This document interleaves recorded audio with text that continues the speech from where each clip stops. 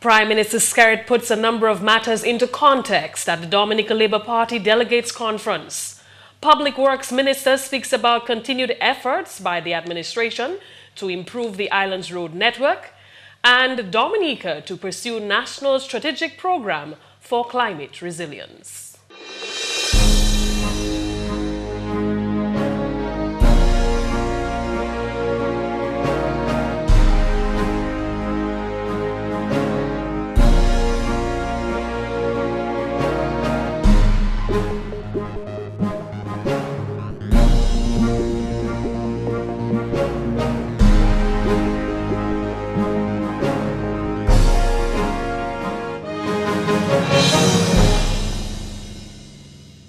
Hello and welcome to another edition of National Focus. I'm your presenter, Tarnia Green. And I'm Fontaine. Stay with us for details of the headline stories and others right after this.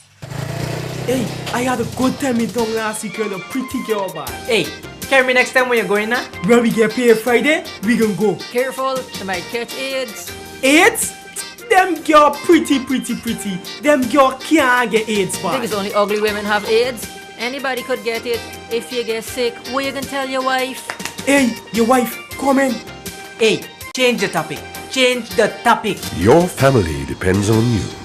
Don't take home AIDS. Do you have uncovered water storage drums around your home? Do you dispose of old tires, cans and old containers capable of holding water anywhere in your environment? Are you being bitten by mosquitoes, particularly at dusk and early morning? Do you keep houseplants in water? Do you spend your hard-earned cash to control mosquitoes? Has your community experienced dengue fever outbreaks? If your answer is yes to at least 3 questions above, you are at risk to dengue fever.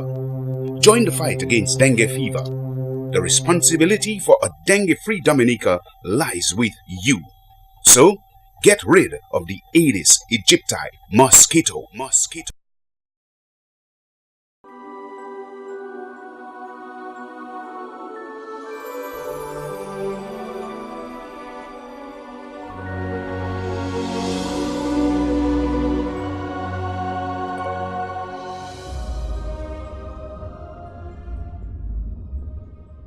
Welcome back. Time now for the details of the news.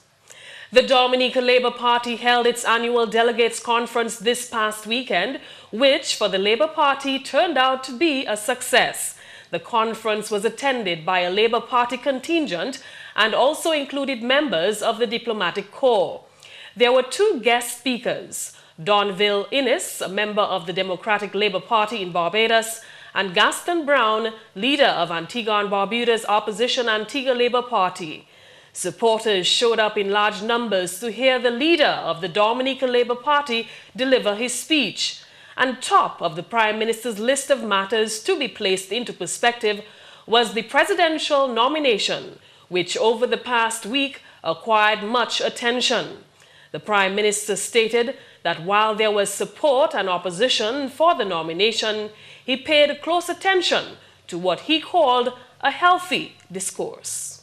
I therefore declare from the outset this afternoon that the conversation we have had in this country over the past week about the nomination and soon-to-be election of a head of state was a healthy and much-needed exercise. The outcome has reinforced and strengthened in my mind the joy and privilege of being Dominican. I say again, it was one of my proudest moments. Here it was, as Prime Minister of this country, I made a nomination, having gained the support of my cabinet for a particular individual to be elected President of our fair land. I followed the procedures as outlined in the Constitution of the Commonwealth of Dominica, and immediately the national conversation began. I did not sense enmity or malice. All who called, text, sent messages, blogged, and contributed to radio debates to express their opinions acted well within their civic and constitutional right. His deliberation then focused on the key functions and responsibilities of the Office of Prime Minister, with emphasis on the importance of Dominicans to reflect on the fact that as citizens, they will be the ones seeking to elect someone to fulfill those duties. The Prime Minister selects the Cabinet of Ministers. He chairs the Cabinet of Ministers. He advises and guides the Cabinet of Ministers. Even though there are several ministers and ministries, the Prime Minister has ultimate responsibility for the administration and output of each portfolio. On many occasions, the Prime Minister has to act as mediator and final arbiter. He must have a working knowledge of everything going on in every single department of governmental activity and operation. Additionally, ladies and gentlemen, the Prime Minister is chief steward of the country. He is the voice and face of the country in meaningful international fora. He advises on the appointment of every major post in the country. He is part of the appointment process of the Chief Justice of the Eastern Caribbean Supreme Court, the Governor of Eastern Caribbean Central Bank, the Director General of the OECS, and the Secretary General of CARICOM, among other regional and international organizations.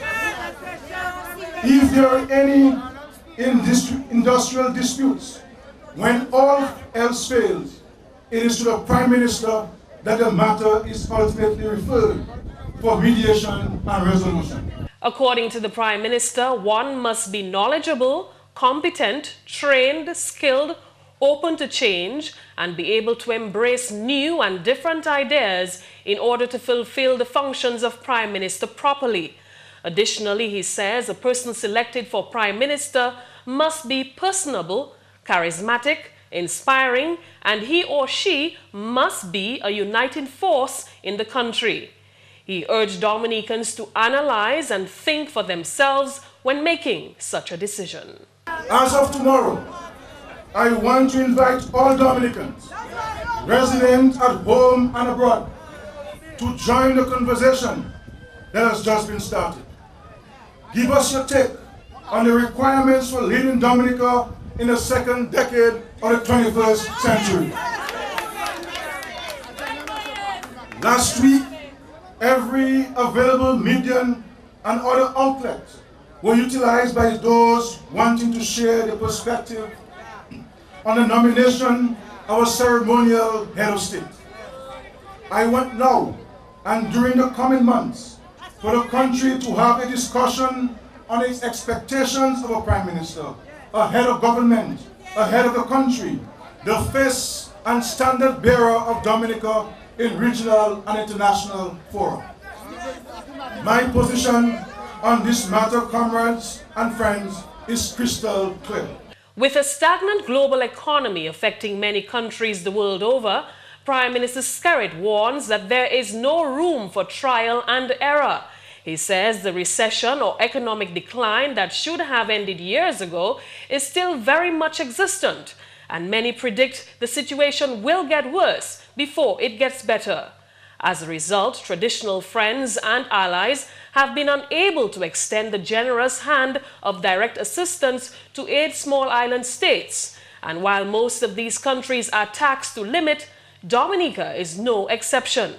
Realistically, he says there is nothing more government can ask of taxpayers of this country, both individual and corporate. Administering the affairs of state in this environment is very serious and difficult business. The terrain is treacherous to navigate. It is a type of economic weather that even Formula One drivers would find challenging.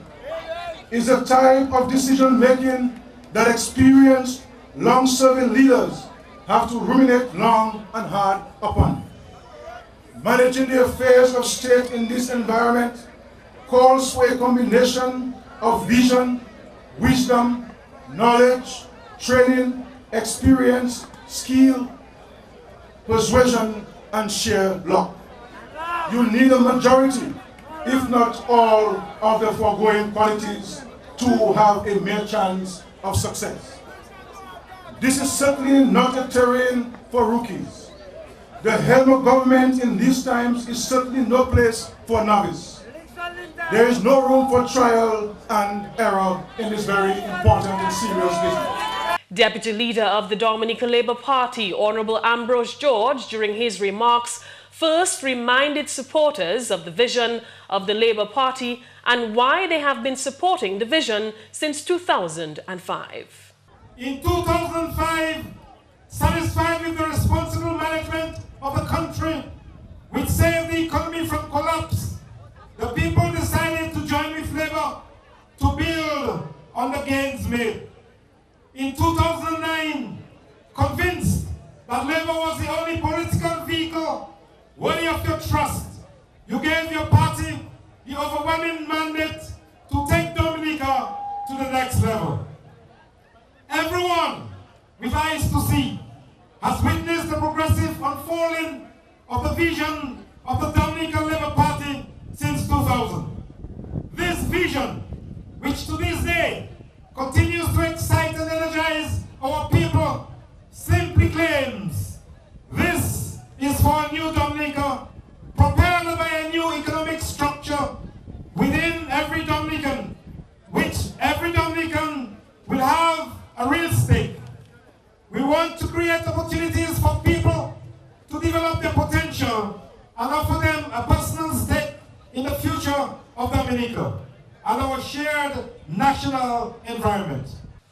In highlighting government's initiatives, the Dominica Labour Party, according to the Deputy Leader, is one that adheres firmly to the conviction that an educated and knowledgeable population is the surest path for individuals to develop their potential and to move families out of poverty.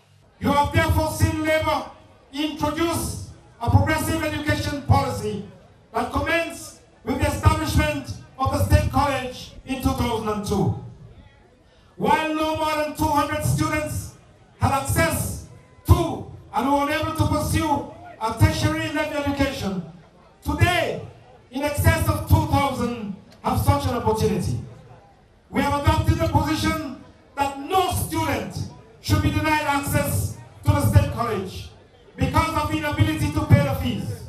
In such verified cases, government meets the cost. Comrades, we continue to hold on to the vision of a university graduate in every household. The attainment of this will be enhanced with the completed new State College at Stockford. Through the new college, students will be in a position to earn a degree while remaining here at home. Honourable Ambrose George informed those present that this year, 740 students were accepted into the Dominica State College to pursue tertiary education. He says this is confirmation that Dominica's high school graduates adheres to the same belief of that of the Roosevelt-Skerritt administration. This is clear evidence that our high school graduates attach a high premium to tertiary education in order for them to be successful in life. A fact lost to our detractors who argue that such an education is unnecessary. Your government's Every Child in School program has sought to bring education equity to children who are being deprived of the opportunity to attend school because of factors such as the inability of parents to provide meals, transportation, textbooks, school uniforms, and the list goes on, brothers and sisters. We continue our work to break this intergenerational cycle of poverty by supporting such children and families with the means to attend school. Those means include the school feeding program and the transportation program. Government also provides uniforms, textbooks, and school bags to students in need. The Deputy Leader then sought to highlight the advancement within the agricultural sector. Beginning in 2000, your government began tackling the banana problem frontally. We wiped out the industry debt of $34 million created by the United Workers' Party.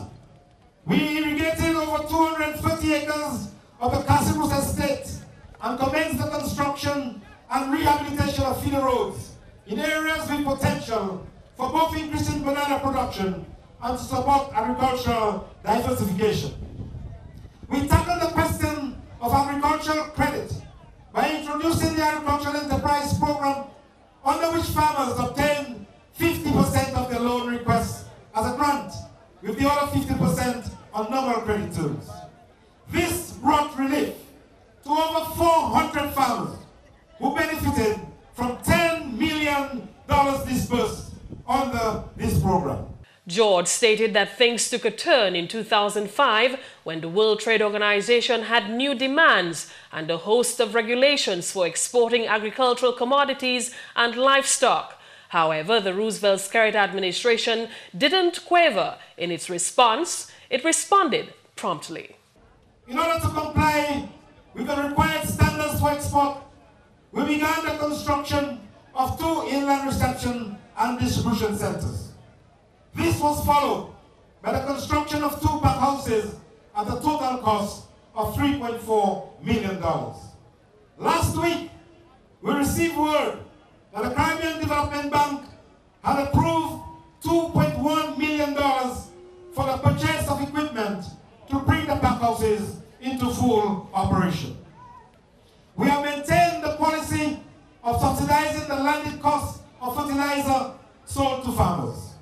Approximately $1 million has been paid out under this arrangement.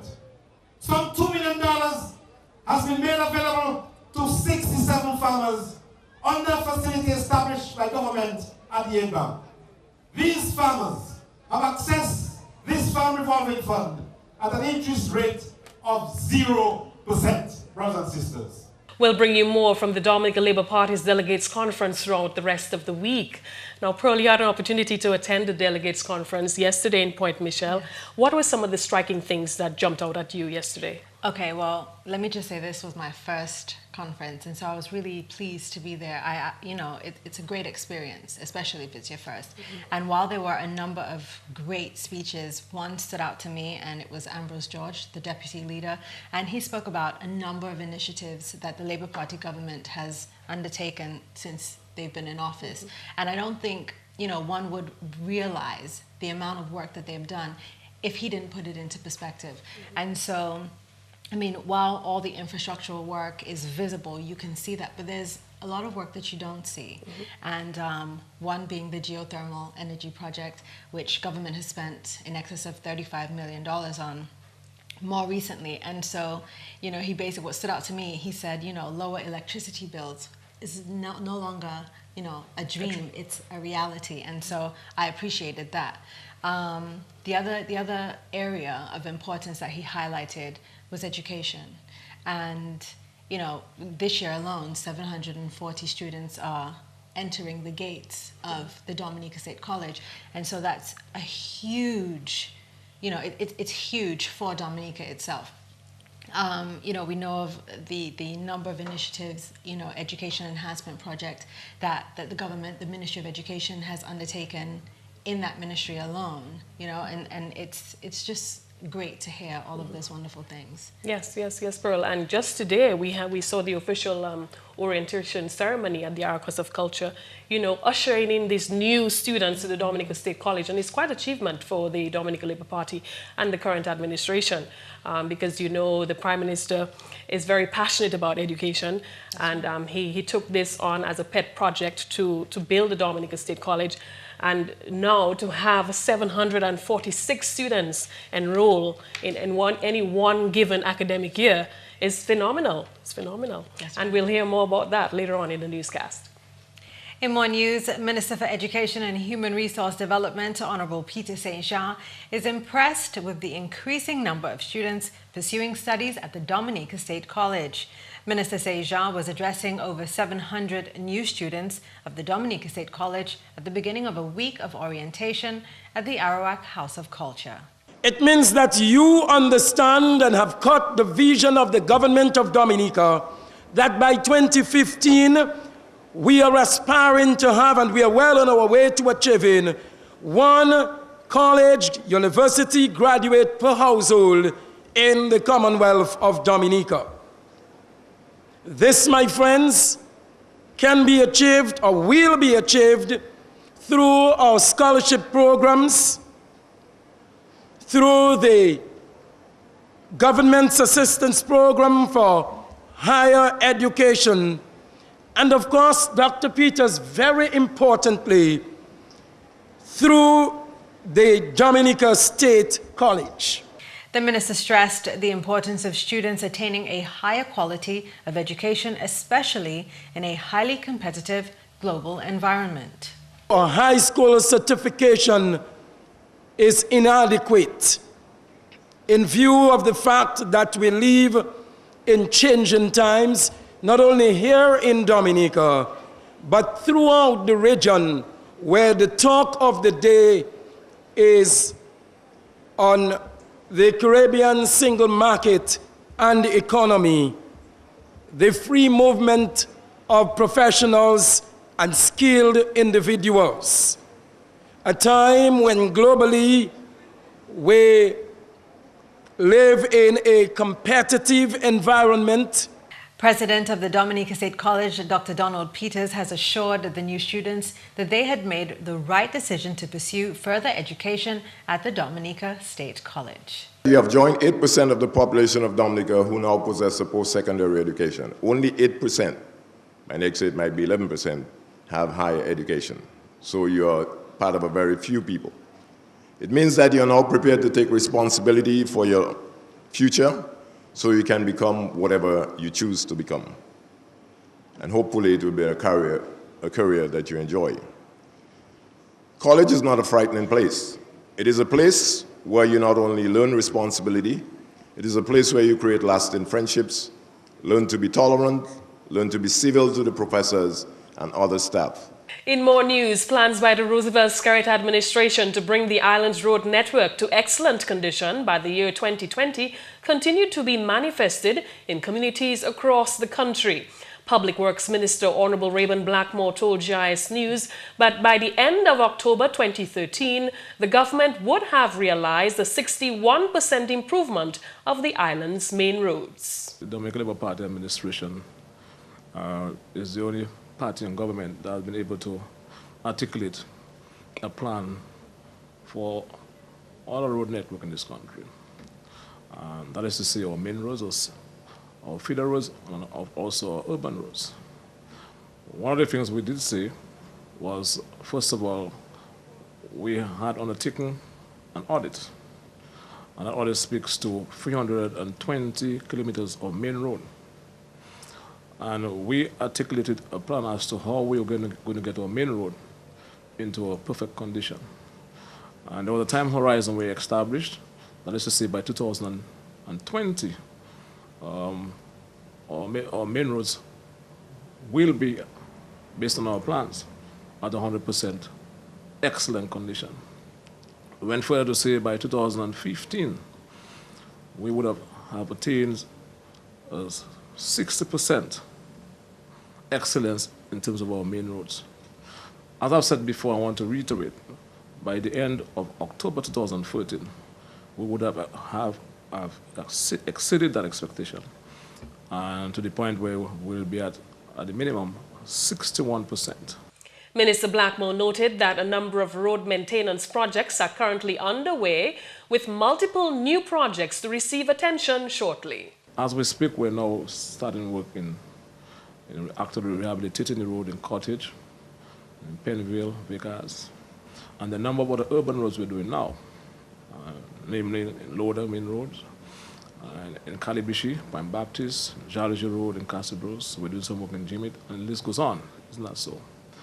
We also recognize that we have to continue to maintain some of the other roads, because we have some situations around the country where we have pockets of areas with bad road. As we speak, for example, in Petit Savan, we're doing some work there. It's an area we have to give attention to.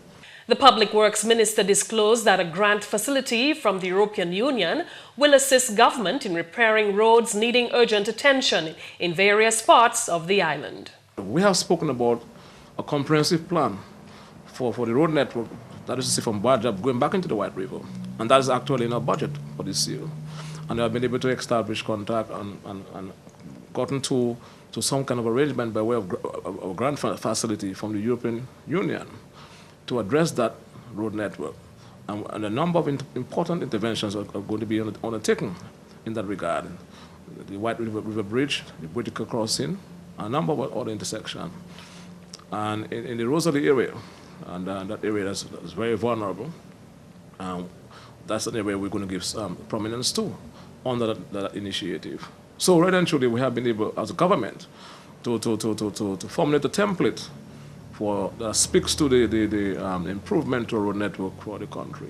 The minister said government is cognizant of the rehabilitation works that are required on the eastern part of the country. He noted that government is in the process of finalizing arrangements with the European Union to proceed with the implementation of the sections identified for financing. Actual physical work is expected to start towards the last quarter of this financial year. And that's the English segment of the news. McPherson St. Luce is next with the Creole highlights. Allô tout le monde, bienvenue à cette nouvelle en créole. Non, moi c'est McPherson St. Luce. Premièrement, un document formulé qui concerne les affaires changement climatique en meeting SEEDS qui prend place en Barbade. Ministère environ honorable Dr. Kenneth Darrow représenté Dominique en meeting cela. C'est différents pays, toutes les différentes régions, tem différents problèmes chaque nous avons unique problème nous challenges qui commun à nous mais à dire ni des problèmes qui unique pour pays ça ces pays pacifiques là ces pays pacifiques là peut-être que yo plus en risque parce que yo plus bas parce que c'est islands caribéennes mais nos islands caribéennes nous expose à des hurricanes tous les jours au Atlantique là. So c'est bien ça nous discuter pour 3 jours et finalement nous finir avec un document qui c'est un document qui représente toutes ces concerns avec ces challenges là qui c'est différents groupes small island development cette année nous allons mener à la conférence dans les prochains à Samoa. Gouvernement Dominique tapé un loan et puis Grand Horde CARICOM Development Fund. Parole salant sorti au ministre Commodity, Honorable Dr. John Colin McIntyre.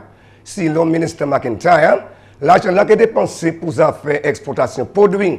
Loan là c'est pour $2 million, $2.1 million, all right?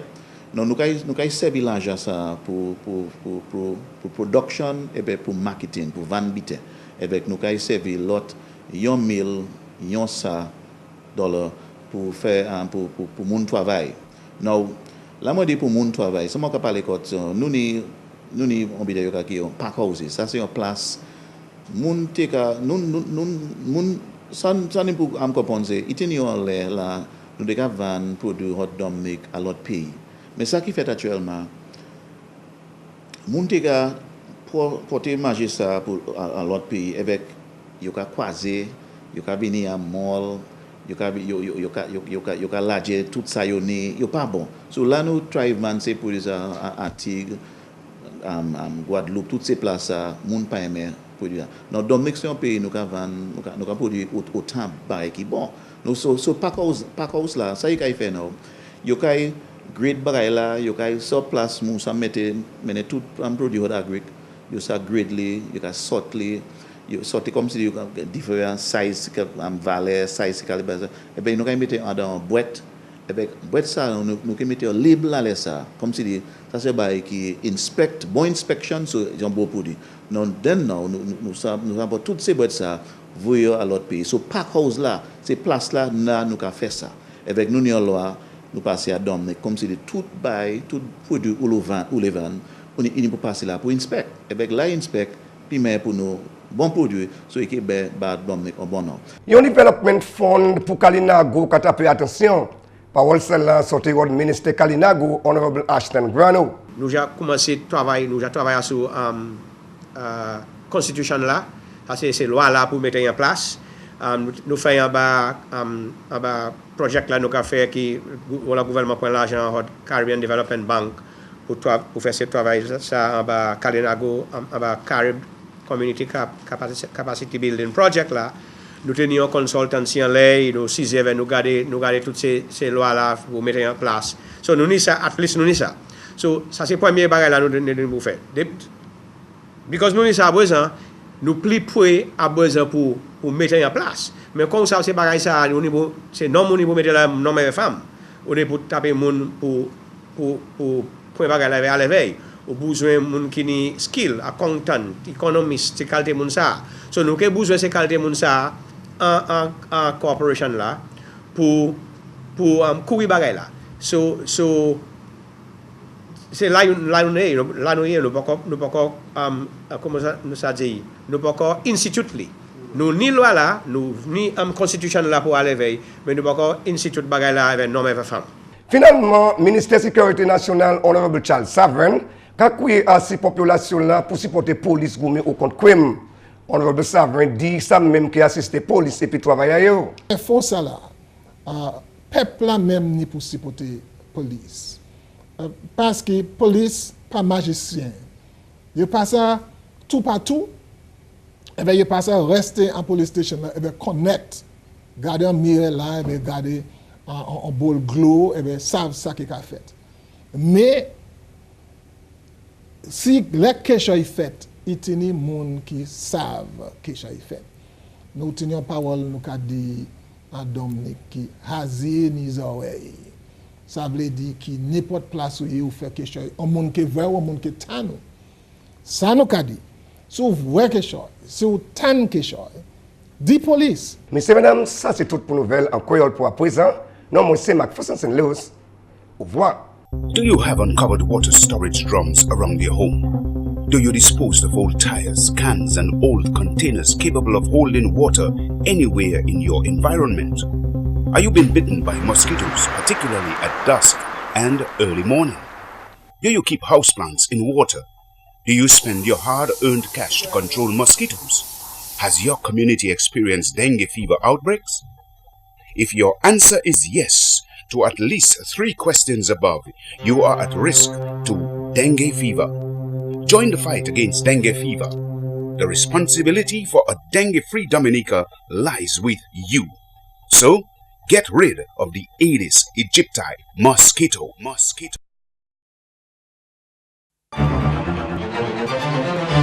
Thanks for staying with us for the tip of the day. Today we'll talk to you about the importance of closing leaky faucets. Leaky faucets can waste thousands of gallons of water each year like money down the drain. Replace or repair old or damaged faucets as a means of conserving water. And that's all for this edition of National Focus. We always welcome your suggestions and your comments. Drop us an email at gis@dominica.gov.dm or visit our website at news.gov.dm. Friend us on our Facebook page and be sure to like our GIS Dominica fan page. You can also catch up on past National Focus newscasts on our GIS Dominica YouTube channel. On behalf of the entire news production team, I'm Pearl Fontaine. And I'm Tarnia Green. Thank you so much for watching.